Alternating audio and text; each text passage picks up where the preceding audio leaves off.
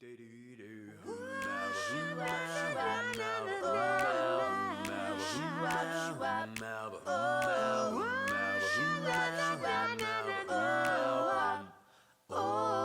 yeah. Now, this isn't much of a hint, but these candles look familiar, and gosh, all of these special pots, they look familiar too. But I have no idea. We need help from our Bible passage today. Isaiah 43:18 through 19.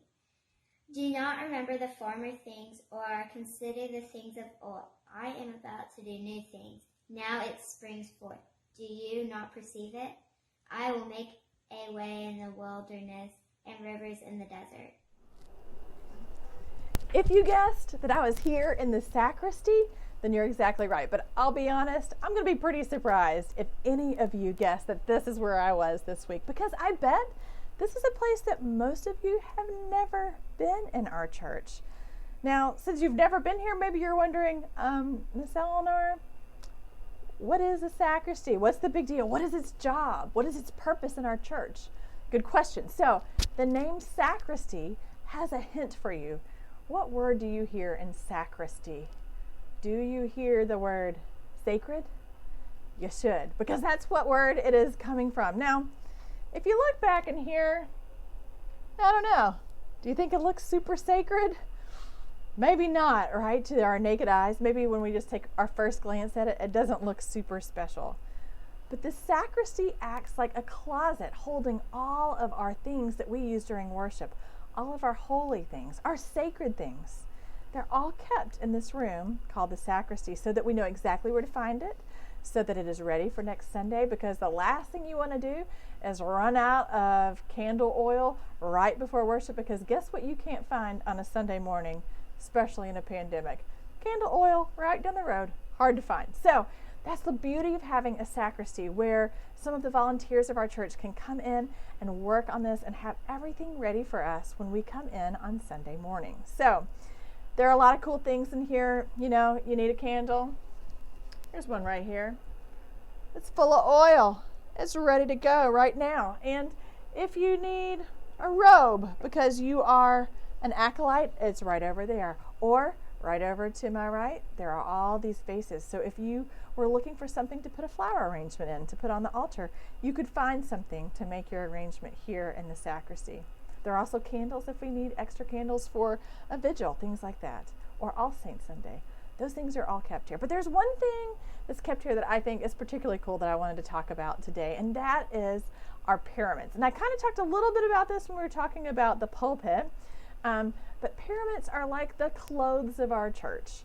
They are the dressing that we put on some of the places in our sanctuary, and those clothes have a purpose. They're not just to be pretty, and they are, but they tell us what time of year. In fact, today we are celebrating the New Year. Happy New Year! Woo! I should have brought like one of those things that blows out and comes back, or party hats or confetti, but I forgot. So Happy New Year. And maybe you're saying, Miss Eleanor, you're nuts.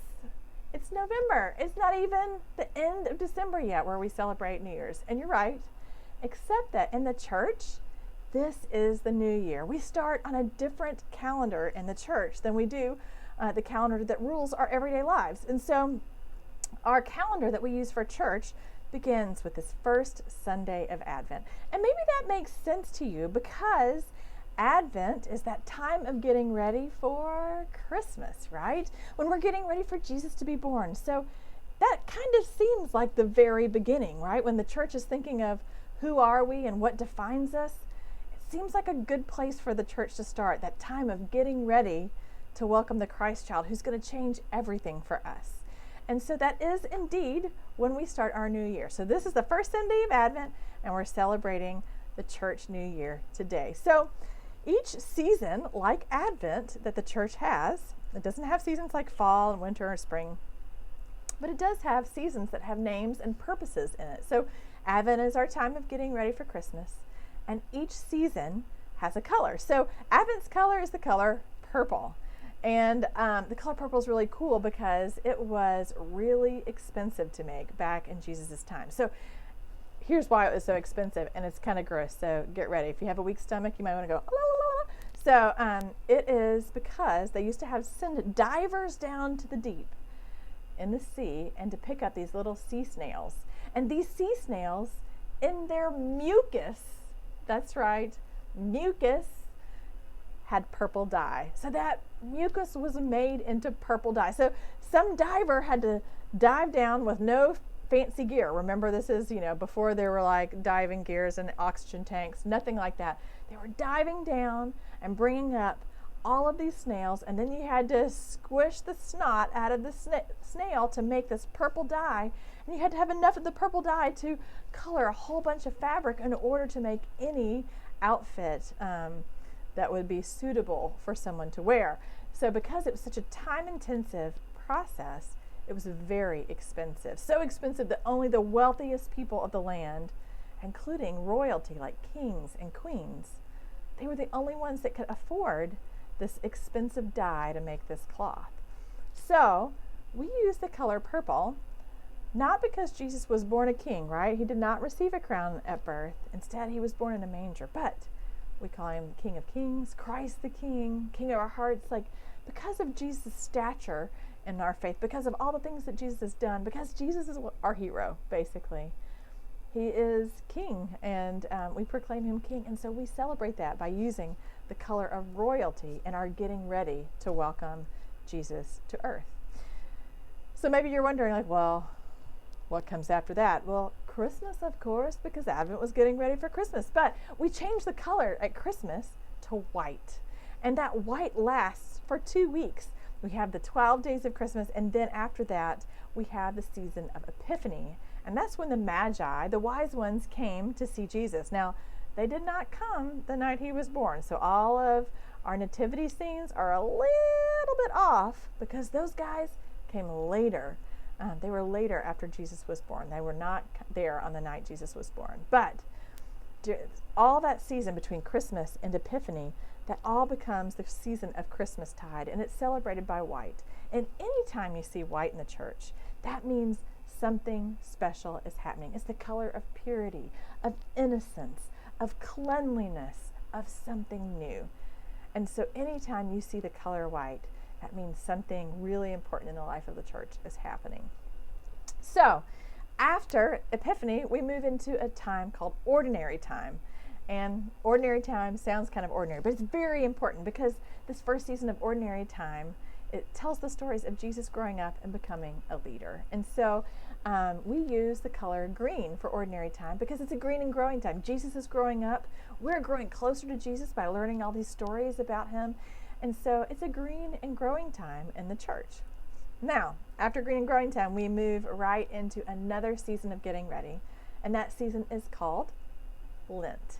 And Lent is also celebrated with the color purple because it's a getting ready time. That same idea for Advent is present in Lent. So we're getting our hearts ready. We're trying to wrap our brains around the mystery that's coming with Easter, right? So we're getting ready for Easter. And so that purple lasts all the way up to Easter when that color turns white again. So you're exactly right, because Easter is one of the most special days in our church life.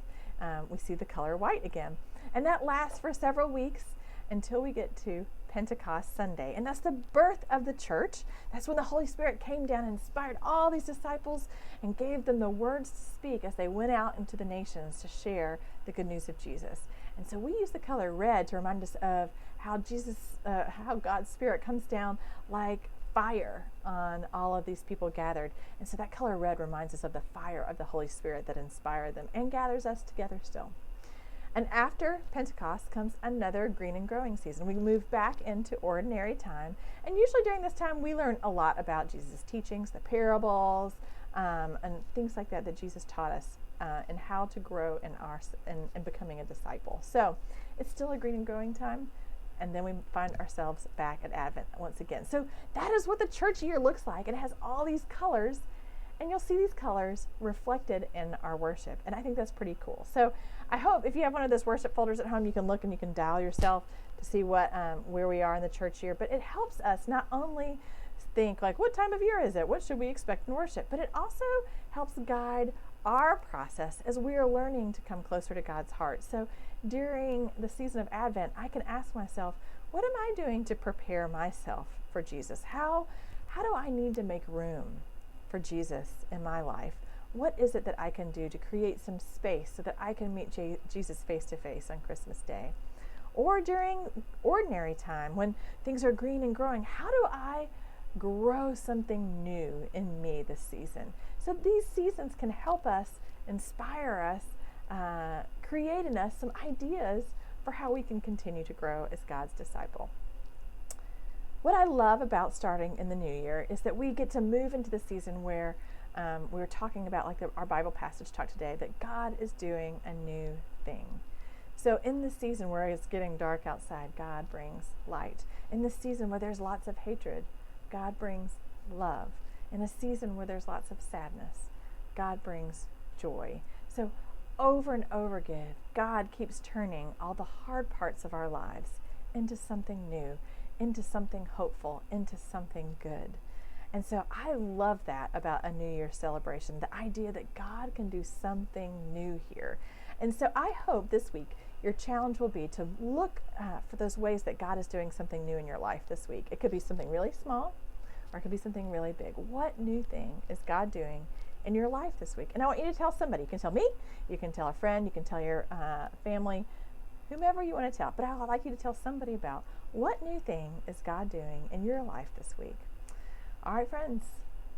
Who knows where I'm going to turn up next week? You can guess that it's going to have something to do with Advent, because this season is the beginning of the church year, and I am ready to celebrate how God is doing a new thing in our lives. So I'll see you then. Bye.